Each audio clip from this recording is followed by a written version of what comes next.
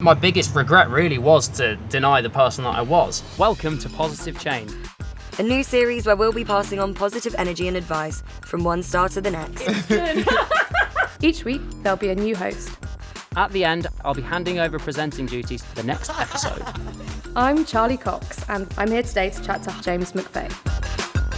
Highly talented Vamps lead guitarist. How are you? Good, thanks. How are you? Find out all about what inspires him and his tips for staying positive. Thanks for bringing us here, James. Thanks for coming to my special place. Why are we here? Because it's the only place in London that I found where you can disconnect and sort of pretend that you're in the countryside. What would you say is some of the best advice that you've inherited? I'm very lucky being in a band of 4. Whatever my issues are, I know that I can speak to the other boys about it. We were on tour and we've been away for a long time, wishing I was back in Dorset or, with Kirsty and whatever, thinking I don't want to be in the band anymore, this is rubbish. And I thought, the only way I can acknowledge this and address it is by speaking to Brad, our singer. And I remember we were sat just outside a lift in this hotel thing, just on a windowsill looking out at the Andes, and he was like, dude, I felt the same. And I think just having that hint that he had felt something similar really helped me. I was almost unraveled, and we were speaking about how we felt, and now 3 years later I'm the happiest I've ever been. So I think now moving forward, every time I have these little issues, even if it's something small and something that I don't think is particularly massive, I share it with him and the other boys in the band, and it makes a world of difference. Having it on your own, it's like a constant weight on your shoulders.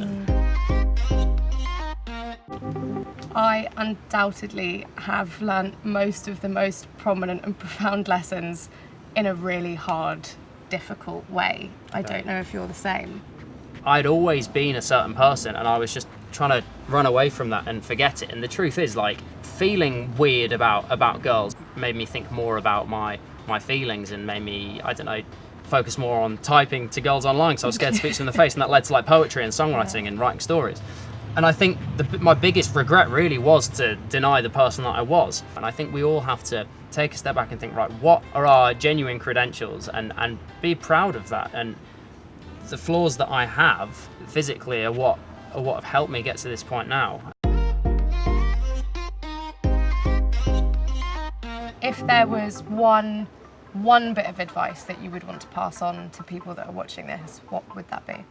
I think it's quite a cliche answer, but showing compassion is something that on the surface you think, I do that anyway. But I think now more than ever, it's a poignant time where we've sort of had a bit of a social disrupt recently with various things going on. And I think we've sort of fallen out of love with each other. And I think showing compassion is something that I endeavour to do myself. And it's as simple as walking down the street and smiling at someone.